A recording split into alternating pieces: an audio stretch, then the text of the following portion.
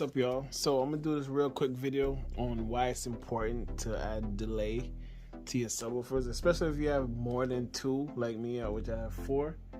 Adding delay is something that you're going to need to do. Now I'm using the Minidsp. I don't know if you can do it outside of the Minidsp, but if you can, go ahead and do it and use REW to do it, because adding delay is something very important. So I'm gonna go ahead and show you what I mean when it comes to adding delay. Now I'm using the Minidsp. This is REW up right now, and this is the Minidsp. As you can tell, all the subwoofers have 0 delay, so this is just bare bone right here. Let's minimize that. Let's take a measurement, and let me go ahead and turn up the processor. I'm gonna probably put it at -35 just for demo purposes. We'll go ahead and start the first measurement with 0 delay.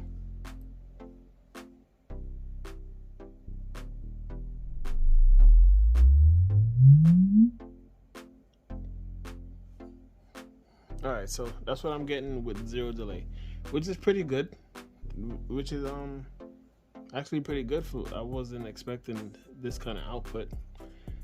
Let's use 80 SPL as, like, I guess the baseline for SPL, and you're gonna see later on in the measurements when I'm adding delay, I'm gonna go by maybe 5 millisecond delay and see if it makes a difference.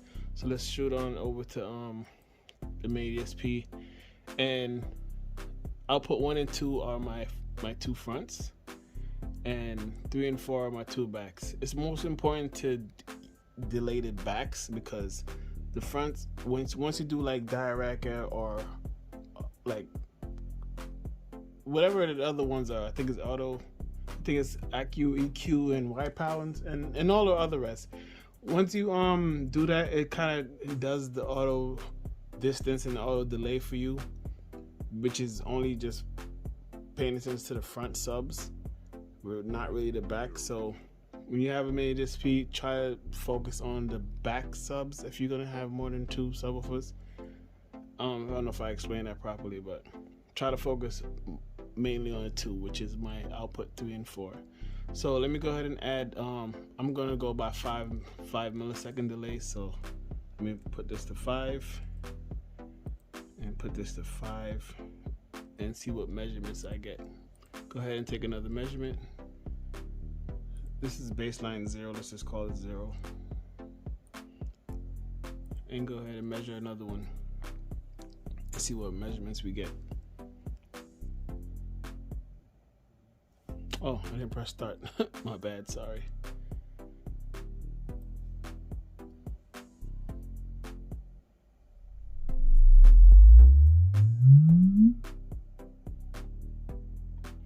Okay, as you can see, I added what was it again? What did I add? 5 to the 2 fronts, and you see this big old drop right here. So like I was telling you, like, try to avoid messing with the fronts. It's mostly the back you need to focus on if you have speaker subwoofers in the back. So as for this measurement, we can tell that we don't want to mess with the fronts. So let's leave fronts back at 0. Let's just erase this measurement because it's trash. So yes, erase that. Go back to the Minidsp, put these back to 0. Okay, now let's see what happens when I mess with the back ones. We're gonna go by 5 again.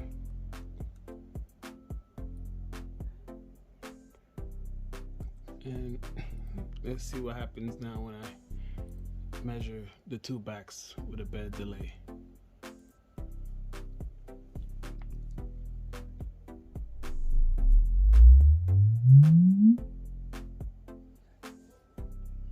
So as you can tell, it's not really bad from the 0. We did lose some output around this area right here. Let's try 10. Let's see what happens at 10. Let's label this 5 so we don't get confused. Trying to make this video real quick. Let's label that 5. Let's go back in Minidsp and put 10 milliseconds and see what we get.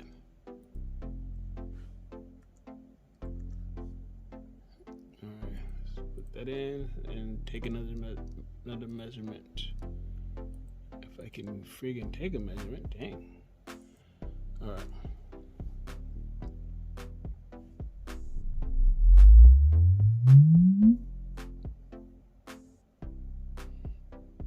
Alright.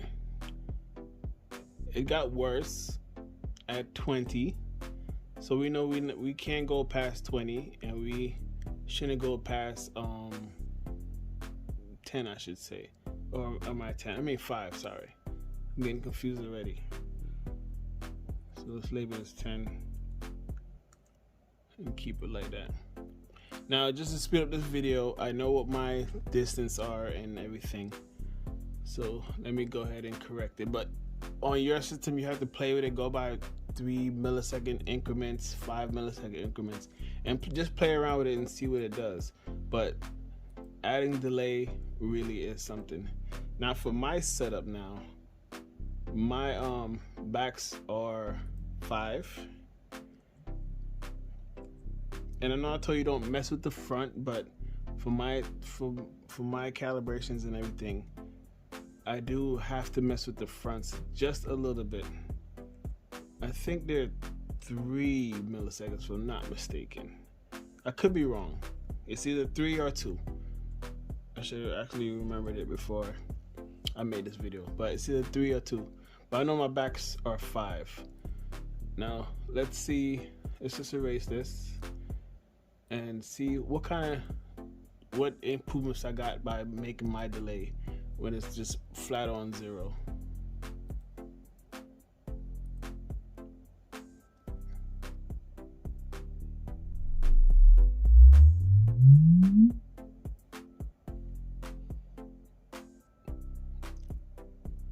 Alright, not bad. Did get some improvements. I wish I can just keep on one and see what happens.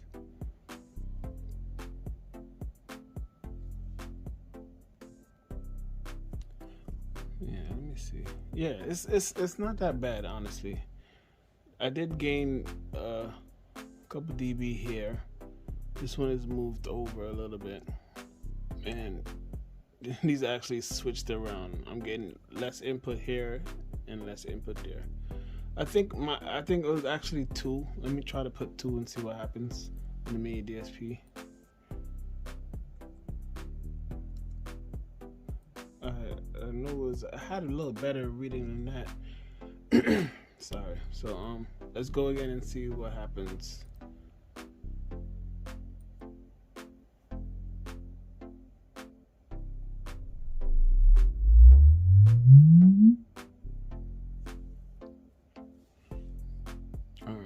Yeah, I see some improvements now. Okay, so let's minimize this and compare it to the first one. So this is 0 right here. As you can tell, it's kind of dead over here by the what is this, 95 dB, and this is what I get from adding delay to the front. You don't have to add delay to the front, but for my system I do, probably your system too.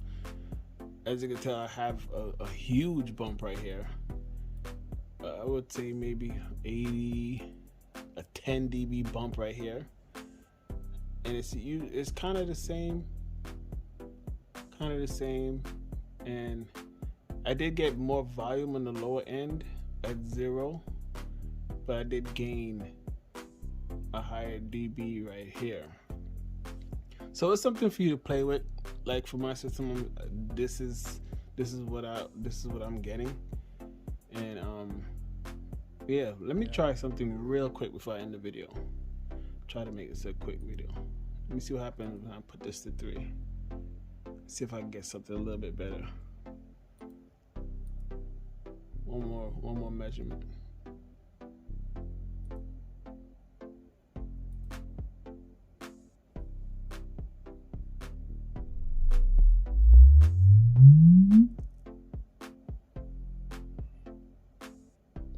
Yeah, so it was basically the same thing.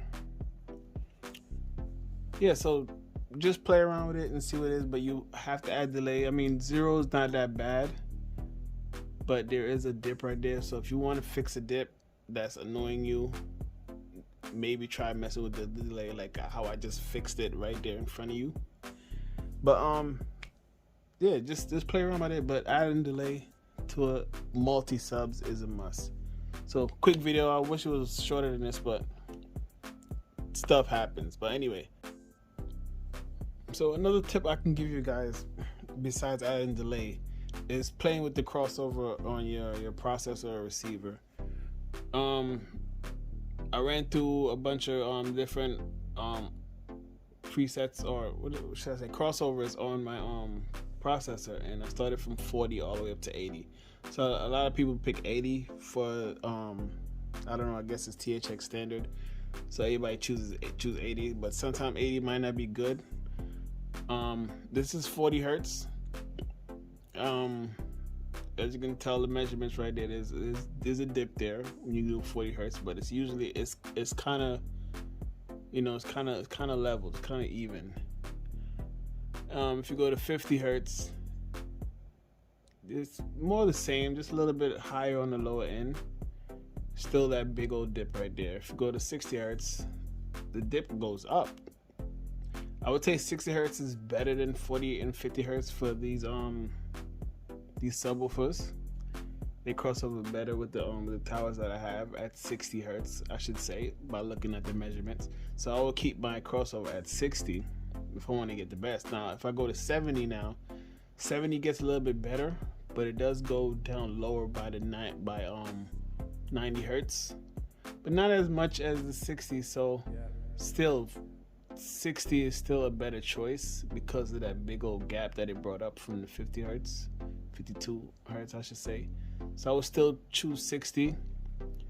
70 is good, and the beloved 80 that everybody chooses, it's good also.